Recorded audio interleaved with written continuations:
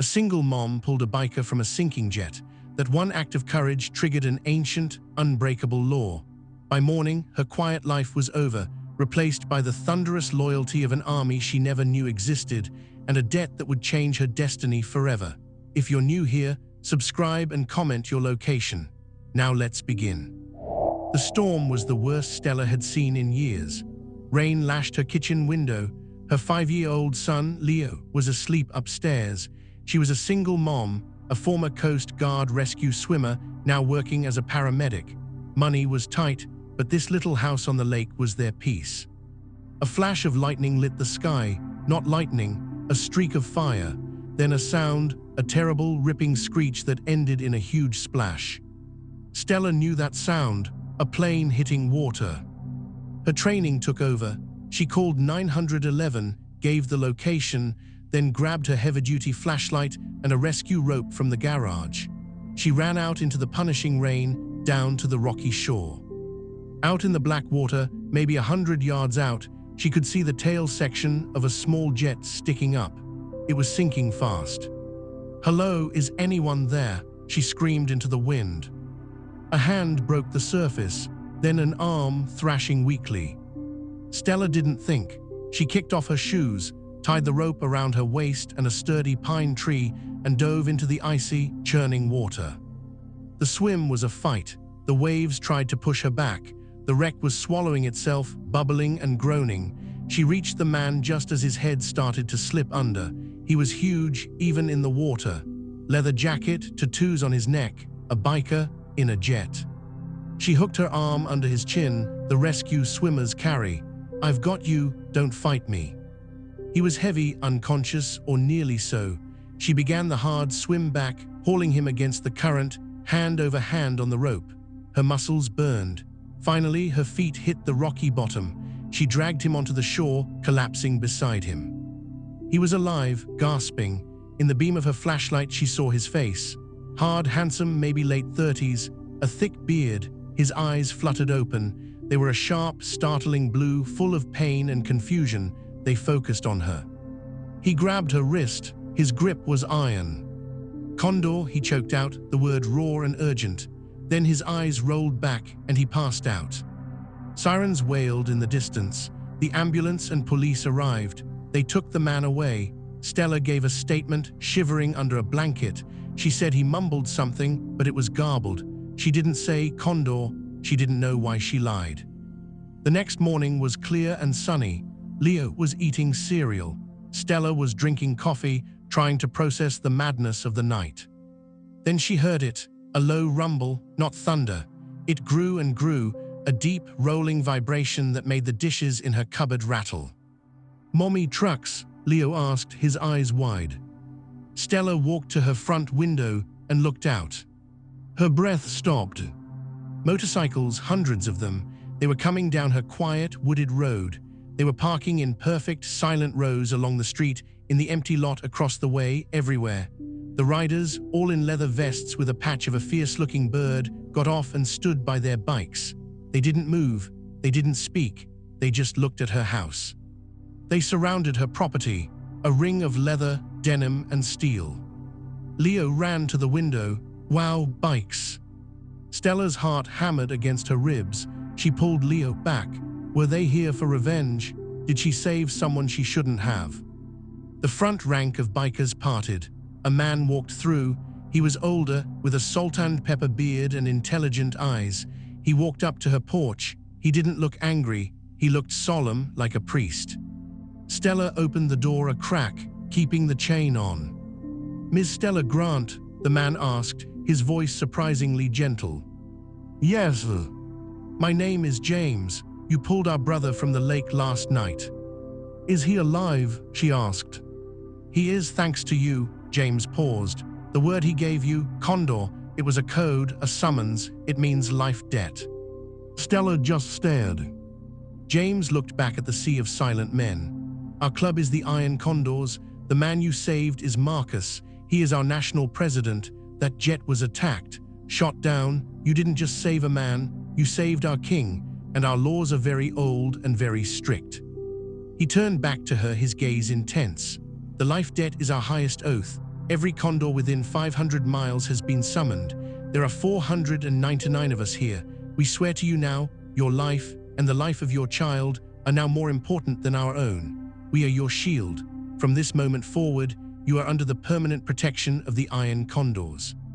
Stella's legs felt weak. I don't need protection. James almost smiled. You have it anyway. It is not a choice. It is a law, our law. He nodded toward the men.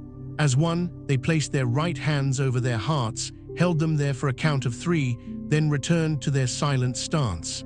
The oath was taken. Now, James said, his tone shifting to practical, we understand you are a paramedic. Our club has investments, several medical transport companies. We have a job for you if you want it. Day shift, double your current pay, full benefits for you and Leo. Stella was speechless. A job from a biker gang. We also know your mortgage is behind. It is now paid. For the next year, consider it a thank you gift. Leo peeked around Stella's legs.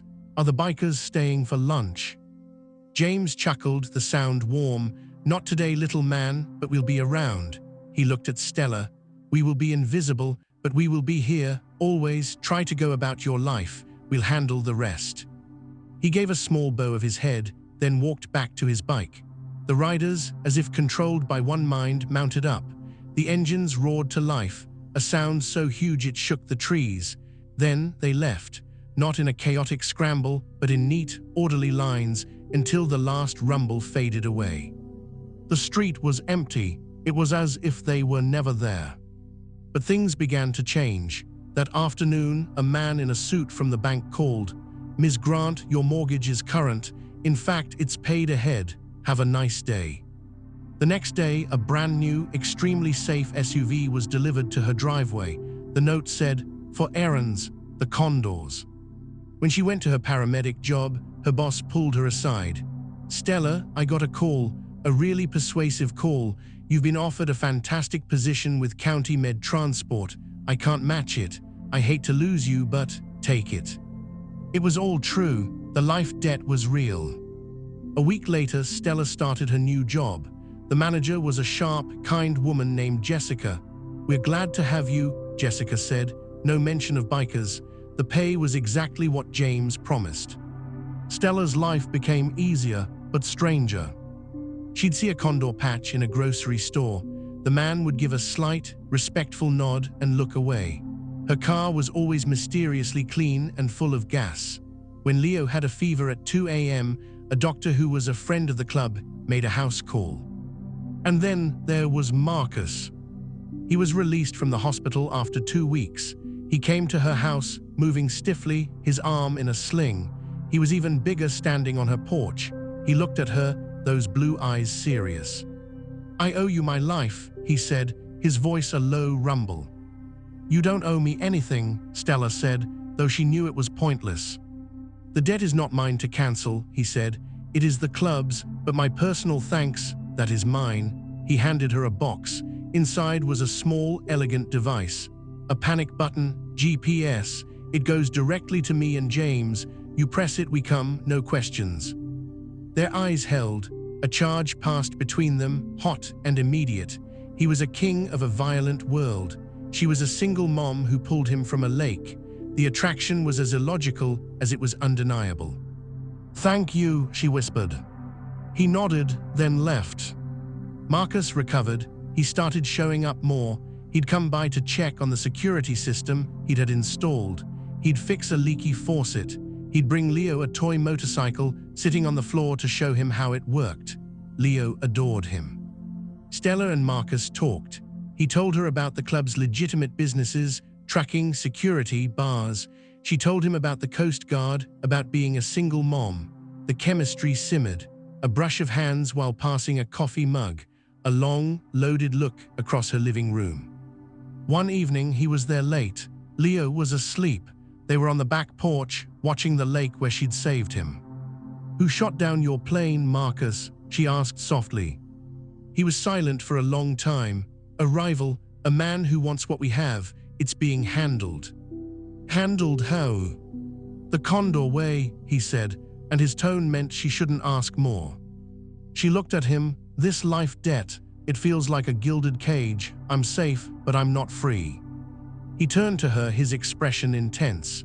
The cage is the world, Stella. Out there, it's bills and struggle and danger you can't see coming. In here, he gestured between them, with us, you have an army at your back. You have freedom from fear.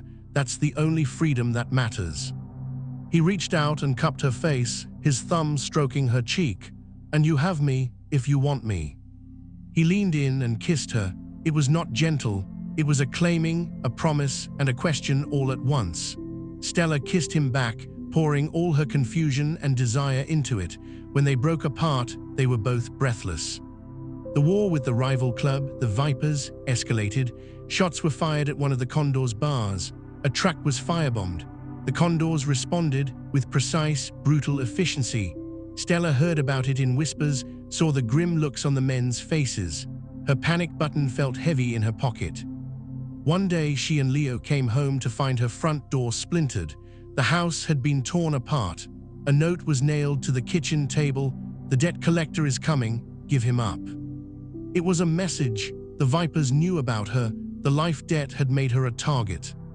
Marcus was furious, a storm contained in a man. They crossed the one line we have. They touched what's ours. That night, Stella pressed the panic button. The response to the panic button was not a siren, but a thunder that shook the foundations of her house. It was the middle of the night. Leo, terrified by the break-in, was finally asleep in her bed. Stella stood in her wrecked living room, holding the small device, feeling its silent signal pulse into the dark. Within 3 minutes, the first headlights cut through the trees, not one or two, dozens. Motorcycles and black SUVs converged on her property with a quiet, terrifying efficiency. Engines cut off, doors opened and closed softly. Marcus was first through the door. He didn't knock. He took in the splintered frame, the overturned furniture, and his face, in the dim light, looked carved from stone. His eyes found Stella. He crossed the room in 3 strides and pulled her into his arms, holding her so tightly she could feel the frantic beat of his heart against hers. Are you hurt? Is Leah. We're okay, just scared. James and Paul followed him in. James examined the note. Vipers, he confirmed, his voice cold. They've identified the debt. This is a declaration of war on the Condor law itself. Paul, the mountain of a man who was Marcus's head of security, picked up a smashed picture frame of Stella and Leo. A low growl rumbled in his chest. They don't get to do this. Marcus released Stella, but kept a hand on her shoulder, a grounding, possessive touch. We're not waiting, we end this. Now, he looked at James, call the chapter houses, full mobilization, we find their leadership, we cut the head off. James nodded, pulling out a satellite phone. Stella felt a chill. What does end this mean, Marcus? He turned to her, his blue eyes blazing in the dark room. It means they made it personal. They threatened my life. That's business. They threatened you and Leo. That's extinction. He said it with a calm certainty that was more frightening than any shout. Over the next 48 hours, Stella saw the Iron Condor Empire move. It was like watching a hidden machine come to life. The quiet men who nodded at her in the grocery store were now soldiers. Information flowed. The Vipers' main clubhouse was identified. Their drug warehouses were located. Their legitimate fronts were pinpointed. But the Condors didn't just attack. They used the law too. Jessica, their lawyer, filed a barrage of lawsuits and complaints against the Vipers' businesses, tying them up in legal knots. It was a two-front war, one in the shadows, one in the light. Stella and Leo were moved to a safe house, a comfortable, secluded cabin owned by the club. 2 Condors were always outside, a rotating watch. Leo thought it was a cool camping trip with the uncles. Stella felt like a prisoner in a very nice cage. Marcus came every day. He was often tense, with new cuts or bruises on his knuckles, but he always softened around Leo, playing cards with him or telling him exaggerated stories about motorcycle rides. With Stella, the chemistry was a live wire, now charged with the danger swirling around them. One evening at the cabin, after Leo was asleep, they sat on the porch. The silence was heavy. I never wanted this for you, Marcus said, staring into the woods. The debt was supposed to protect you, not paint a target on your back. You saved me from drowning in bills and worry, Stella said. You gave me a future. This is just the price of that future, I guess. He looked at her, his gaze intense. Is it a price you're willing to pay, to be tied to this, to me? She didn't hesitate. Yes. He leaned over and kissed her. It was slower than their first kiss, deeper, full of a desperate gratitude and a rising passion. It tasted like fear and hope. His hands tangled in her hair, pulling her closer. When they parted, both were breathless, foreheads touching. I love you, Stella Grant, he whispered, the words raw and unexpected. I think I have since I opened my eyes on that rocky shore and saw an angel in the rain. Tears filled her eyes. I love you too, Marcus, even though you're a terrifying biker king. He smiled, a real, full smile that transformed his face. You're terrifying biker king. The Condor's strike was swift and total. They didn't start a street war. They executed a decapitation. Using the information gathered, they located the Viper's national president, a man named Kruger, at a private meeting. Condor prospects, working as valets, disabled his security's cars. Then, as Kruger left the building, he was surrounded not by rival bikers, but by men in suits, federal agents. Jessica had anonymously handed the feds everything they needed on Kruger's major trafficking operations. He was taken into federal custody, facing life in prison. Without their leader, and with their legitimate fronts crumbling under lawsuits and their illegal operations exposed, the Viper Alliance fractured. Within a week, they were finished as a national threat. The war was over. Marcus took Stella and Leo back to her house. It had been completely repaired and renovated in their absence. New furniture, new security system, fresh paint. It was a silent apology and a statement. Life began again, but it was different now. The invisible protection became a visible part of her life. Paul taught Leo how to ride a bicycle. James consulted Stella on first aid protocols for the club's security teams. She was fully integrated. Marcus moved in, not all the time, but most of it. He was there for breakfast, making pancakes that Leo declared the best. He was there to kiss Stella goodbye before her day shift. He was her partner. The life debt was no longer a strange burden. It was the fabric of their lives. Stella's old struggles were gone. In their place was a powerful, complex, loving family that stretched across the country. One Saturday, they were at a Condor charity event, a toy run for the Children's Hospital. Hundreds of bikes, laden with gifts, rumbled through town. Stella and Leo rode with Marcus in the lead SUV. People cheered. Leo waved like a little prince. At the hospital, as they unloaded toys, a local reporter approached Stella. Ms. Grant, you're the woman who saved Marcus Kane's life, correct? How does it feel to be the reason for all this? Stella looked out at the sea of leather vests, at the men gently handing toys to sick kids, at Marcus laughing with a little boy in a wheelchair. She looked at Leo, safe and happy, holding Paul's hand. She smiled at the reporter. It feels like family. That night at the compound celebration, Marcus stood on a stage. He raised a glass. To Stella, he called, who pulled a drowned rat from a lake and ended up saving all of us from something worse, a life without heart. The cheer was deafening. 500 condors raised their glasses to her. Later, under the stars, Marcus held her close. The debt is eternal, you know, it never ends. I don't want it to end, Stella said, meaning it.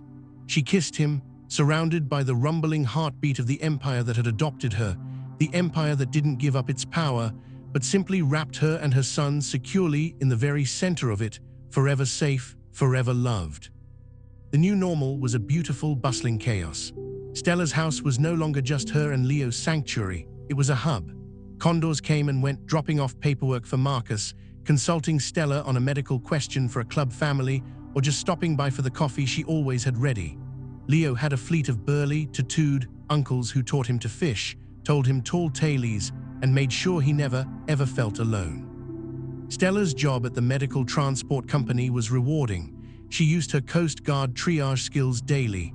Jessica, the manager who was married to James, became a close friend. No one at work openly acknowledged the club, but there was a subtle, unshakable respect for Stella. Things got done when she needed them done.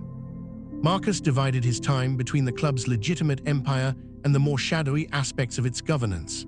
But he was always home for dinner. That was his rule. The table was where they were just a family, Marcus, Stella, and Leo, talking about their days, Leo practicing the sign language the club was all learning to better communicate with a deaf child they sponsored, a project Stella had suggested. The chemistry between Stella and Marcus had settled into a deep, smoldering warmth. It was in the way he'd pull her onto his lap after a long day, nuzzling her neck. It was in the way she'd massage the tension from his shoulders, her touch speaking volumes. It was safe, passionate, and rooted in the unshakable foundation of the life debt. But the past has a way of circling back, not with a roar, but with a whisper. Stella's past arrived in the form of a certified letter. It was from the Department of Veterans Affairs. A review of her Coast Guard medical discharge related to a shoulder injury years ago had been re-evaluated. Her disability payments, a small but crucial part of her budget before the Condors, were being suspended pending a new in-person examination. The letter cited potential fraudulent claims, sparked by an anonymous tip.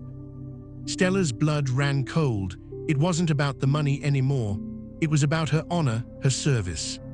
"It's him," she said to Marcus that night, the letter shaking in her hand. "It has to be someone from the Vipers or someone they paid before they fell.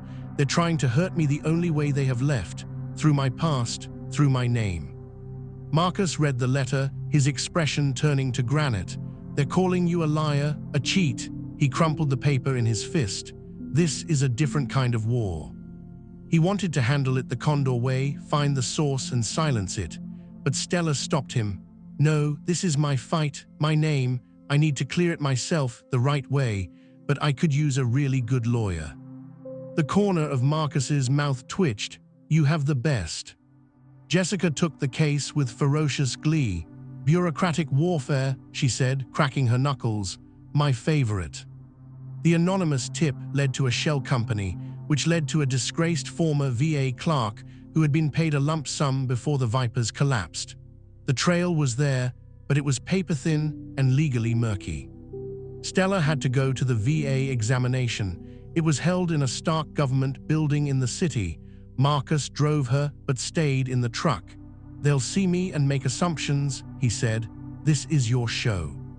The examiner was a tired-looking man with a skeptical eye. He went through the motions, but his questions were pointed, designed to trip her up. Stella remained calm, factual, citing her old Coast Guard logs, but she felt the stain of the accusation. It was humiliating. After the grueling hour, she walked out feeling drained. Marcus saw her face and started the truck. "Jessica's already on the next step. We're not playing defense." The next step was classic Condor strategy, but with a legal twist. The club didn't threaten, they illuminated. They owned a small but respected private investigation firm. Within a week, they had a dossier on the corrupt VA clerk, his debts, his ties to the defunct Vipers, the bank transfer. Simultaneously, Jessica filed a formal complaint against the VA for a biased examination, attaching the dossier and demanding Stella's record be cleared and her benefits reinstated with back pay, plus damages for defamation. It was a full court press, and the bureaucracy, faced with impeccable lawyer-backed evidence, began to buckle. But the true test came from an unexpected direction. Stella's ex-husband, Leo's father, reappeared. His name was David. He was a charming, unreliable man who had faded away when Leo was a baby. He saw a news segment about the Condors' charity toy run, saw Stella in the background, living what looked like a comfortable life. He showed up at her house on a Sunday afternoon. Marcus was at the compound. Paul was in the driveway, polishing his bike. David, in a cheap suit, strutted up the walk. Paul stood, his sheer size making David hesitate. "I'm here to see my son," David announced. Paul didn't move, he keyed his radio. "Stella, you have a visitor at the door, a David." Stella's heart sank. She came to the door, Leo peeking from behind her legs.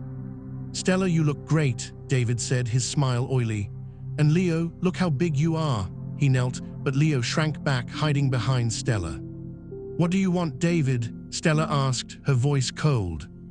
I want to be in my son's life. I've turned things around. I've got a good job, and I see you're doing well with your new friends. His eyes flicked to Paul. I think it's only fair, if I'm going to be a positive male influence, that I have shared custody, and given your associations, the court might agree with me about what's a stable environment. It was a shakedown. He saw a meal ticket. Before Stella could reply, the rumble of a single motorcycle cut the air. Marcus pulled up, having been alerted by Paul. He got off his bike, taking off his sunglasses. He didn't say a word. He just walked up and stood beside Stella, his presence a silent, formidable wall. David gulped, but tried to stand his ground. This is a family matter. You're not family, Marcus said, his voice quiet and deadly. You're a ghost who showed up to haunt them. You left. You forfeited. I have rights, David spluttered. You have nothing, Marcus corrected, and if you try to use a court to hurt them, you will learn what the Condors do to people who threaten our family. We have lawyers who will bury you in paperwork until you're bankrupt. We have investigators who will find every mistake you've ever made, and you will never get within a mile of Leo again. Walk away. Now. David looked from Marcus's hardened face to Paul's massive arms, to Stella's defiant expression. The bluster drained from him. He muttered something, turned, and scurried to his car. Leo hugged Stella's legs tightly. She picked him up, holding him close. Marcus put his arm around them both. He's gone. But the dual attacks, the VA and David, had shaken Stella. That night she broke down. It never ends, does it? Just because the big wars are over, the little ones keep coming. They keep trying to take things from me. Marcus held her. Listen to me. Before the life debt, you faced these things alone. A faceless bureaucracy, a deadbeat ex. You fought them with one hand tied behind your back, just trying to keep Leo safe and fed. Now, he tilted her chin up. Now you have an army, you have Jessica, you have investigators, you have me. They're not trying to hurt Stella, the single mom paramedic, anymore. They're trying to hurt a woman protected by the Iron Condors. And that is a fight they will always lose. He was right. A week later, the VA sent a formal letter of apology. Her benefits were reinstated with a sizable back pay check. The anonymous tip was expunged from her record. Jessica framed the apology letter. David was never heard from again. The victories were sweet, but they led to a deeper conversation. Leo was starting to call Marcus Dad, sometimes by accident. Stella and Marcus were a unit. The life debt had woven their lives together inextricably. One evening, by the lake where it all began, Marcus didn't just kiss her. He got down on one knee. The setting sun turned the water to gold. Stella, he said, holding a ring. It was a band of dark tungsten, inlaid with a slim line of blue sapphire, the color of the lake, he said. The debt is the club's oath. But this is mine. I don't want to just protect you. I want to be your husband. I want to be Leo's father in every way. Marry me. Make this family official in the eyes of the world and in our hearts.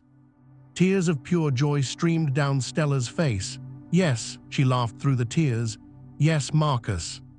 The wedding was a spectacle that blended both their worlds. It was held on the Condor compound grounds, but it was decorated with touches of the Coast Guard. Guests included every Condor who could make it, forming a sea of leather, and also Stella's old colleagues from the ambulance service and the Coast Guard. Leo was the ring bearer, proudly carrying the pillows on the back of a miniature, custom-built motorcycle Paul had made. James was Marcus's best man. Jessica was Stella's matron of honor. As the officiant pronounced them husband and wife, the traditional Condor salute began, not with gunfire, but with the synchronized revving of 500 motorcycle engines. The sound was a glorious, earth-shaking roar of acceptance and joy. As they danced under strings of lights, surrounded by their colossal, extended family, Stella rested her head on Marcus's chest. You know, she murmured, when I pulled you out of that water, I thought I was just doing my job. He kissed her hair. Your job was to save lives. You just didn't know you were saving your own. The Iron Condors never gave up their empire. They never softened their edge. But at the heart of that empire was now a story of a lake, a rescue, and an unbreakable oath. Stella and Leo weren't just protected, they were the reason the Empire had a heart. The life debt wasn't a cage, it was the foundation of a castle. And within its walls, a former rescue swimmer and a biker king had found the most unexpected rescue of all. A love strong enough to quiet any storm, and a family as vast and loyal as the open road. Thank you for watching. Would you have jumped into a stormy lake to save a stranger? What would you do if 499 bikers showed up to thank you? Subscribe and share what you would have done in the comments below. Where in the world are you joining us from?